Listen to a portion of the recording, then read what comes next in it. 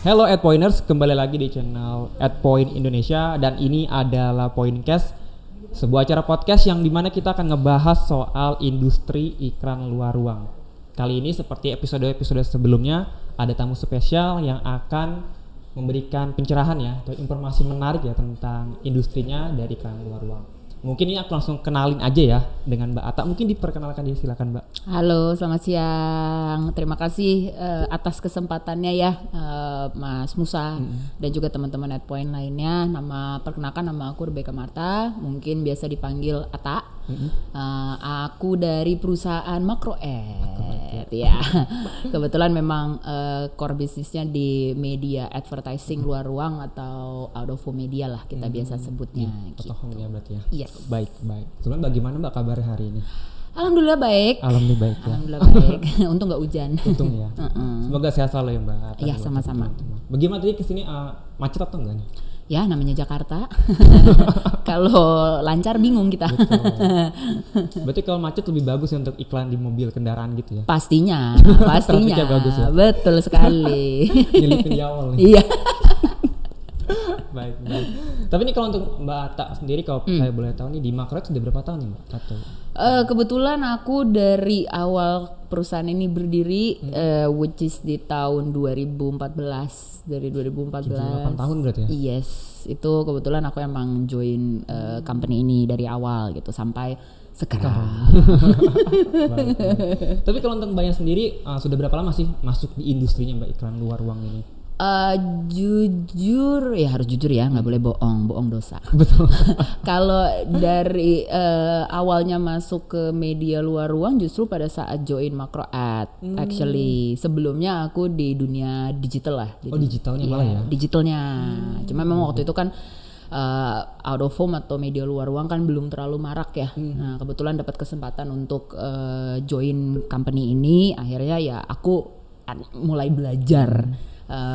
Media luar ruang itu justru pada saat gabung di MacroAd. Dan sampai sekarang ya? Sampai sekarang. Tantangannya atau perbedaan itu gimana sih Mbak? Apa nih? Digital dengan kan tadi digital ya? Yes. Dengan hitungannya kita kan konvensional berarti ya? Media luar ruang ya? Itu gimana sih?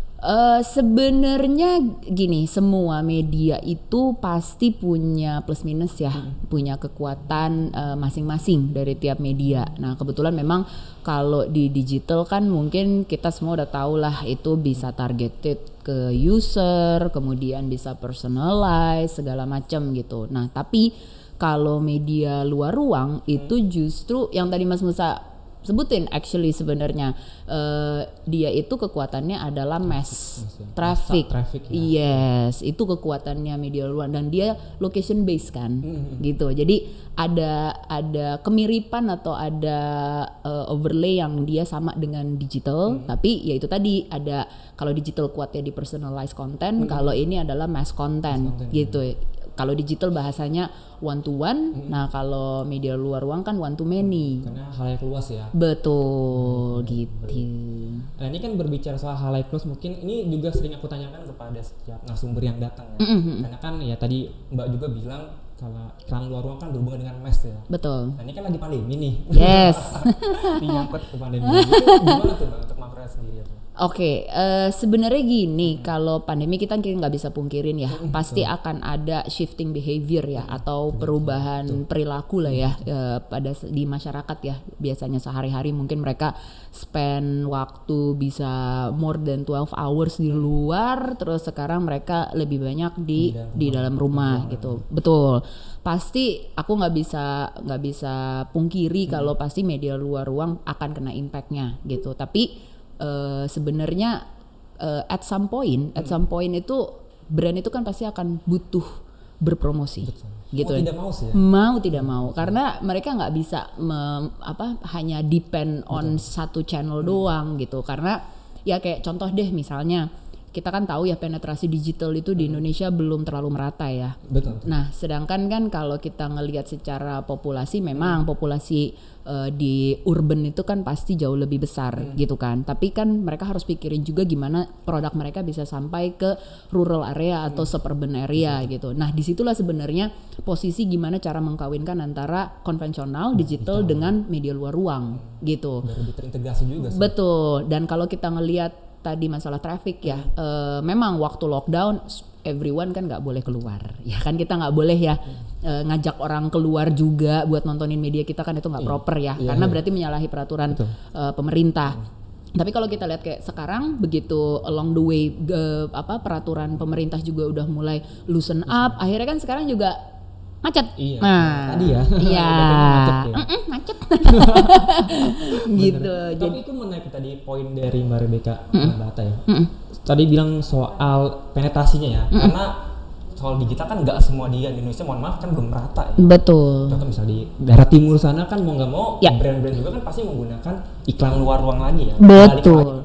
Betul. Jadi memang kalau menurut aku setiap media ini apapun tipenya memang kita harus saling mengintegrasikan dan harus saling kolaborasi. Karena udah ada kuenya masing-masing kok. Dan itu tadi ada kekuatan-kekuatannya masing-masing. Gimana pinter-pinter kita menggabungkan dan brand pun ya dan klien pun juga menggabungkan strategi marketingnya supaya mereka bisa reach atau bisa sentuh setiap audience yang yes gitu. Nah, tapi kalau untuk Makro sendiri gimana? Ada rencana mungkin nanti kan tadi berbicara soal timur tuh mungkin mau lebih luas lagi gitu titiknya sampai ke timur atau gimana? Oh oke. Kalau namanya cita-cita ya kan, kalau orang tua kita bilang setinggi langit. Nah, kalau ngomongin pasti kita juga pengen semua media kita tuh ada di seluruh pelosok Indonesia lah. Bener dari Sabang sampai Merauke pengennya tuh orang tahu Makro Ad. Tapi kan dari sisi bisnis kan pasti kita harus memikirkan dulu ya. Mungkin kita akan membagi ke dalam beberapa fase. Mungkin sekarang concentration area kita mungkin masih di Pulau Jawa, awalnya mungkin Jabodetabek, lama-lama kan kita udah mulai ada media-media di luar Jabodetabek Mas, udah ada juga di daerah Jawa Tengah, Jawa Timur gitu, jadi Jawa Barat pun kita juga udah ada, jadi pelan-pelan lah, pelan-pelan, betul. Baik. Tapi nih kalau untuk dari Mbak sendiri tuh prefernya ya kan, kalau market yang aku tahu kan lebih ke kendaraan berarti ke KRL gitu ya, kereta ya. Betul. Kalau seperti billboard atau videotron kan masih belum banyak ya, belum. Iya. Itu gimana? Kalau mungkin lebih akan ke depannya perkembangannya akan lebih ke billboard atau lagi atau gimana? Oh oke. Kalau sekarang Makro Ad memang kekuatannya, makanya kalau kita nyebut tagline kita tuh memang kita the biggest mass transit media gitu. Ya, transit berarti kan masih ngomong media transportasi gitu. Tapi itu kan nggak mungkin kita tinggalkan gitu, core-nya gitu kan, nggak mungkin kita tinggalkan. Kita pengen tetap fokus dengan memberikan inovasi-inovasi lain lagi di core kita ini. Tapi kalau memang ada opportunity, ya kita nggak menutup kemungkinan kalau kita akan ada penambahan media di tempat-tempat lain gitu, either itu billboard atau LED atau apapun, itu kita sangat-sangat open sih, tinggal yes gitu. Baik. Tapi memang sih kalau kita mengulik lebih dalam ya, beriklan di KRL itu kan juga banyak jenisnya sih ya. Betul. Lebih menarik juga sih. Ya. Karena yang ketika saya ngobrol dengan Maliza itu kan bagian dari KRL pun, perkembangannya kata juga menarik sekali sih. Entah di stasiunnya, entah di badan keretanya kan. Iya, betul. Nah, kalau untuk menurut Mbak sendiri itu gimana sih kira-kira ke depannya lagi nih, inovasi-inovasinya sih? Oke, kalau inovasi sih sebenarnya kita sedang banyak menggodok beberapa inovasi baru ke depan ya gitu. Cuma yang mungkin salah satu yang kita sedang fokuskan itu sebenarnya udah jalan Mas. Sebenarnya udah jalan. Udah jalan. Cuma kita lagi fine tuning lah sebenarnya. Kita mengkawinkan antara online to offline-nya. Online to offline. Yes, karena di area-area yang ada media kita, kebetulan kita juga secara holding kita punya another company yang provide internet connectivity sebenarnya. Jadi kita membangun fiber optik gitu. Kebetulan kita sudah berkontrak untuk membangun fiber optik di sepanjang Pulau Jawa, di samping rel kereta gitu. Jadi dengan kita punya connectivity, akhirnya kan media-media kita yang sifatnya digital itu kita udah bisa fully online. Jadi begitu fiber optik ini selesai kami gelar, semua media kita digital itu termasuk yang di dalam komuter line itu kita akan streaming. Gitu. Nah, pada saat streaming akhirnya kita sudah bisa lebih leluasa lagi untuk ngejalanin programmatic digital out of home gitu. Yes. Juga sih ya. Yes, betul sekali. Kalau kita ngomong programmatic digital out of home kan sebenarnya itu udah common, tapi kalau misalnya masih di luar Indonesia ya. Jadi kayak udah banyak sekali negara yang mengadapt teknologi ini untuk out of home, untuk media luar ruang. Contoh Jepang, Eropa, Amerika itu tuh udah runningnya almost semuanya tuh udah pakai programmatic DOH gitu. Nah, Indonesia kan belum terlalu banyak, dan kebetulan memang Indonesia ini salah satu market yang pengen dipenetrate untuk teknologi ini gitu. So that's why kita juga pengen kita pengen mempersiapkan semua media kita supaya bisa menerima programmatic digital out of home. Kalau secara teknologi kita udah pernah implement. Kebetulan juga udah ada klien yang ngejalanin programmatic DOH sama kita gitu. Tinggal gimana caranya kita fine tuning lagi supaya nanti ke depannya semua digital itu udah bisa, semua media kita udah bisa streaming. Jadi udah nggak perlu plug and play lagi, Mas, ya kan? Semuanya udah bisa online. Sekarang sebenarnya yang di dalam komuter lain kita semua udah online. Udah. Jadi kita kan layarnya banyak tuh, nggak mungkin kan aku plug and play satu-satu, capek. Jadi semuanya udah online, yes, lebih praktis. Jadi anytime kita mau ganti konten atau misalnya brand nanti punya keleluasaan untuk mengganti konten kapanpun mereka mau. Jadi sama kayak digital kan mereka mau ganti konten at any given in time kan fine. Bisa berarti aja. Kayak ada dashboard gitu ya? Yes, sekarang actually kita udah ada dashboard. Jadi semuanya kita running udah remote, Mas. Udah remote semuanya remote. Gitu. Betul. Karena kan ya kalau iklan di katakanlah Facebook, Instagram, memang kita kan nggak dashboard sendiri, cuma kan memang munculnya kan ke pengguna itu aja ya. Betul. Nah, tadi itu kan memang pengguna KRL ya. Betul. Jadi kita tayangin mass ke traffic yang cukup besar. Nah dari situ kita udah nggak perlu lagi. Palingan kita perlu offline itu mungkin untuk monitoring, operation, maintenance gitu. Tapi dari sisi penayangan kontennya kita udah semuanya tuh otomatis. Praktis juga sih. Praktis. Pemilik brand juga jadi enak mainin materi yang mana gitu. Bisa ganti-ganti bebas gitu. Karena kan mohon maaf ya kalau kita bicara konvensional kayak billboard kan terkadang sih nambah lagi ya, bisa ngeprint gitu ya. Kurang ada lebihan. Ya betul. Baik. Gitu. Nah, ini mungkin ini juga aku nanya sebelumnya ke Pak Leza itu yang dari pihak KRL ya. Selama pandemi, pelajaran mohon maaf karena kita kan transportasi publik juga kan agak menurun sedikit. Ya. Itu gimana sih dari penetrasi klien untuk beriklan di situ ketika itu? Oke, waktu pas kita lockdown bener-bener sih pasti drop ya. Kita nggak bisa pungkirin lah masalah itu ya gitu. Tapi kenapa kita masih yakin banget ini bisa jalan? Karena kalau ngelihat dari, mungkin Pak Leza juga udah sempat mention, data trafficnya itu betul. Luar biasa, naiknya cepet dan dia cukup stabil.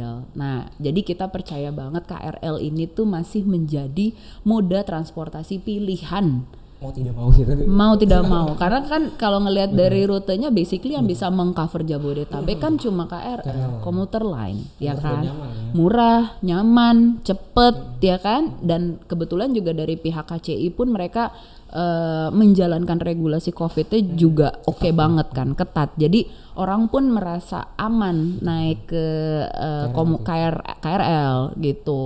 Jadi itu kita yakin sih, apalagi ngelihat progress traffic sekarang kan naiknya juga naik terus stabil gitu, nggak pernah yang habis COVID tuh langsung drop gitu, dia langsung picking up lagi, naik lagi. Berarti kan itu masih menjadi moda transportasi pilihan halayak Jabodetabek. Baik. Menarik sih kalau bicara soal iklan di kereta ya, dan transit ya. Betul. Transit tuh bisa kita lagi duduk ada sesuatu yang menarik, itu kan iklan itu kan menghibur juga sih. Bener. Itulah namanya transit itu kan orang-orangnya kan captive ya. Mereka kan kayak dari suburban gitu, misalnya mereka rumahnya di Bogor, ya kan. Mereka kan lebih memilih untuk naik KRL sebenarnya, karena kalau naik mobil pribadi ya mungkin mungkin ada pertimbangan tertentu ya, mungkin dari sisi kos, biaya gitu kan, terus dari sisi waktu juga kan, waktu mau tiba-tiba meeting jam 8 gitu kan, baru bangun jam 7 ya paling bener udah naik KRL, udah tinggal duduk aja gitu. Betul. Nah, ini coba tadi juga Mbak Tang menyinggung soal perbedaan teknologi di kita dengan luar negeri ya. Ke Jepang, Amerika, khususnya Amerika kan Times Square itu kan terkenal banget ya. Yes. Pengen tau sih pendapatnya Mbak Atta, kan belakangan tuh banyak nih ya kayak brand-brand Indonesia lokal yang beriklan di luar negeri. Nah menurut Mbak Ata itu gimana sih? Itu kalau menurut aku sih it's part of campaign kita sih sebenarnya gitu. Part of campaign kita karena I think it's about time lah kita tampil juga di luar gitu. Tampil juga di luar. Tapi kan kita bukan berarti brand-brand ini kemudian karena mereka udah tayang di Times Square gitu misalnya terus mereka nggak mau nggak akan mungkin karena at the end of the day mereka kan pasti namanya produk local product ya mungkin mereka pengen mengincar awareness yang lebih internasional tapi kan mereka nggak bisa lupa kalau usernya mereka atau pembelinya mereka kan Indonesia lokal juga ya. Bener pasti mereka nggak mau lah meninggalkan market mereka yang di Indonesia kecuali memang brandnya tidak akan ada produk di Indonesia, mereka emang fokus di luar negeri itu beda cerita. Tapi as long as it produk lokal sih, I think mereka nggak akan ninggalin marketnya lah, gitu. Tapi it's a good thing sih, kayaknya aku juga cukup happy sih ngelihat beberapa berita ya, kayaknya local produk kita tuh, iya local pride kita tuh kayak udah tayang di situ. Kenapa baru sekarang? Gitu. Tapi menarik sih. Jadi orang awam khususnya lebih aware tentang apa sih industri iklan luar ruang, media luar ruang. Yeah. Karena ya selama aku ngerjain ad point ini ya, orang tuh punya stigma pertama iklan luar ruang tuh kayaknya untuk orang yang brand-brand besar doang. Stigmanya kayaknya mahal nih gitu. Nah, gitu sih Kak. Nah, itu juga sebenarnya itu juga kalau aku bilang sih persepsi yang kurang tepat. Aku nggak bilang salah loh, kurang tepat. Karena sebenarnya kan yang aku bilang tadi media luar ruang itu kan intinya kan salah satu intinya adalah location based ya, gitu. Jadi dan kita kan tahu bahwa cost untuk mendirikan media itu kan memang tergantung area karena regulasi pemerintah kita kan regulasi pemerintah kita yang memang membedakan kelas-kelas area sehingga cost misalnya untuk bayar pajaknya pasti beda. Orang mungkin akan ngebandingin sama yang di jalan protokol misalnya. Ya kita nggak bisa menampik juga jalan protokol itu kan udah pasti costnya pasti lebih mahal.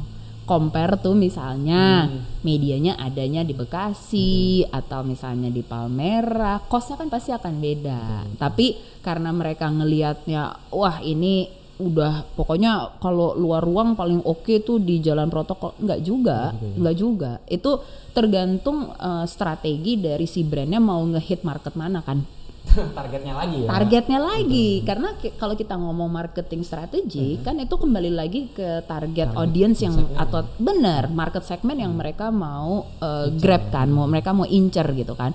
Ya kalau emang mereka mau ngincer misalnya kita ngomong CRM lah ya. Kalau memang misalnya di area tertentu mereka marketnya agak kurang tinggi gitu ya mereka I don't think mereka should spend di area yang protokol. Mendingan mereka fokus di area yang mereka mau incer gitu. Misalnya mereka pengen fokus di Tangerang misalnya, ya mereka fokus di Tangerang aja gitu. Kalau mereka pengen nambahin kalau ada budget lebih ya mungkin mereka bisa ngangkat prestige-nya ke jalan protokol. Tapi at the end of the day kan bukan hanya prestige yang diincer sama brand mempromosikan pasti buat apa? Pasti kan supaya produknya kebeli, upselling, jualan.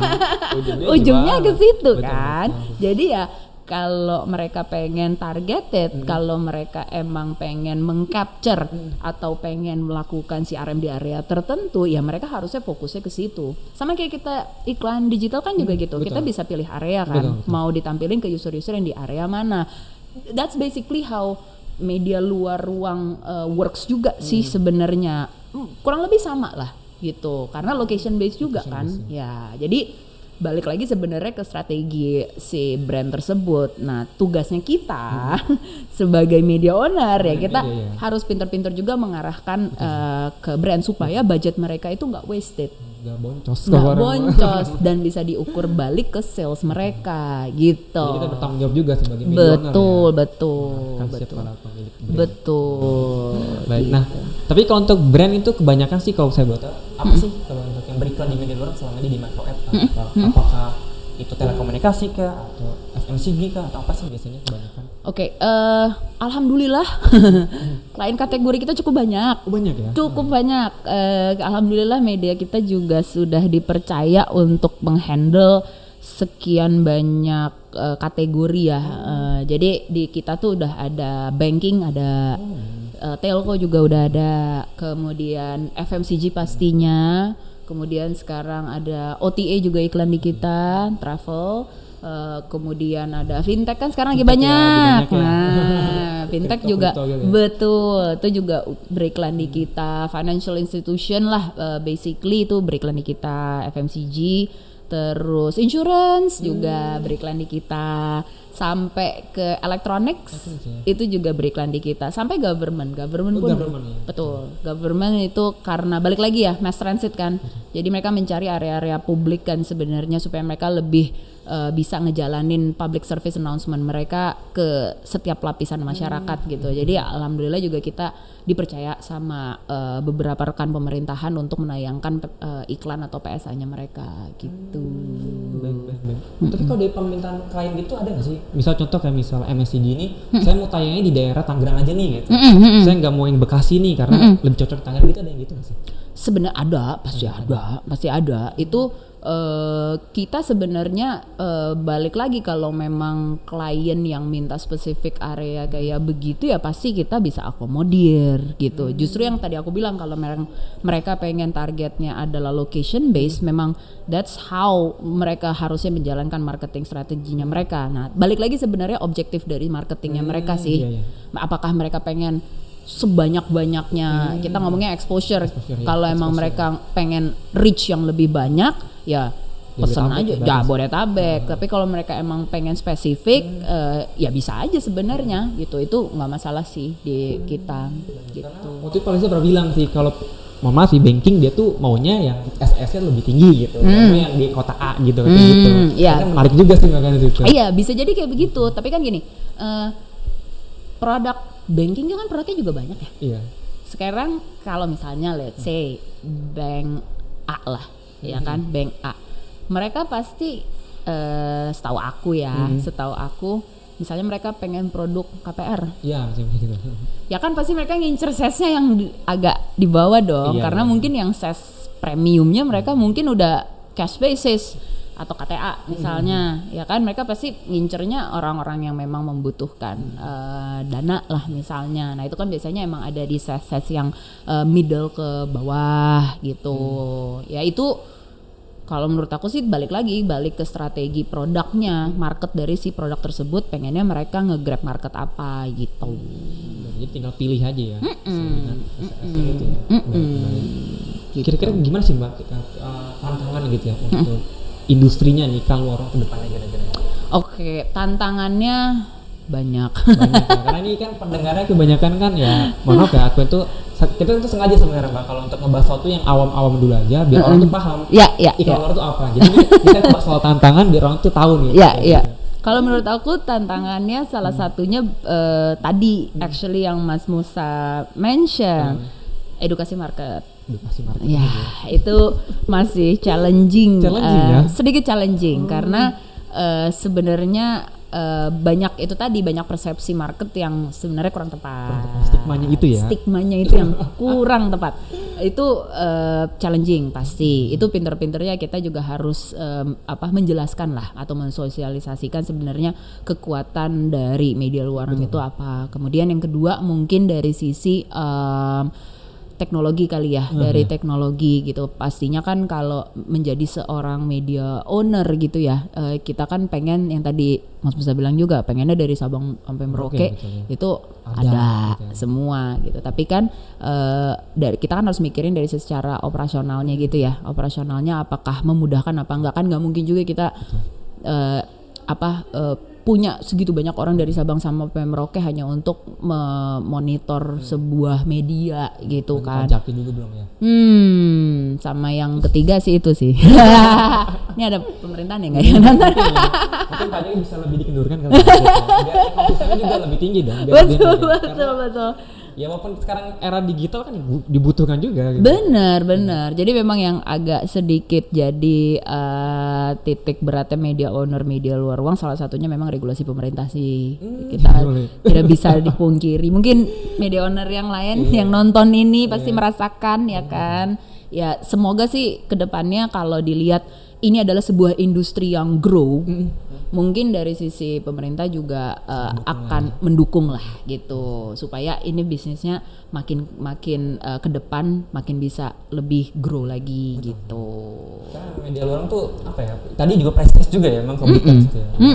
Berbicara soal pemerintah juga kebanyakan apa ya? Partai politik juga kan menggunakan baliho juga. Media luar lagi.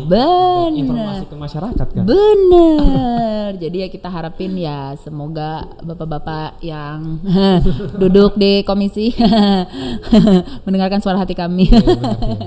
Gitu. Biar orang juga nggak kesannya iklan di billboard mahal lah, iklan di media mahal kan. Iya. Kurang banget. Betul.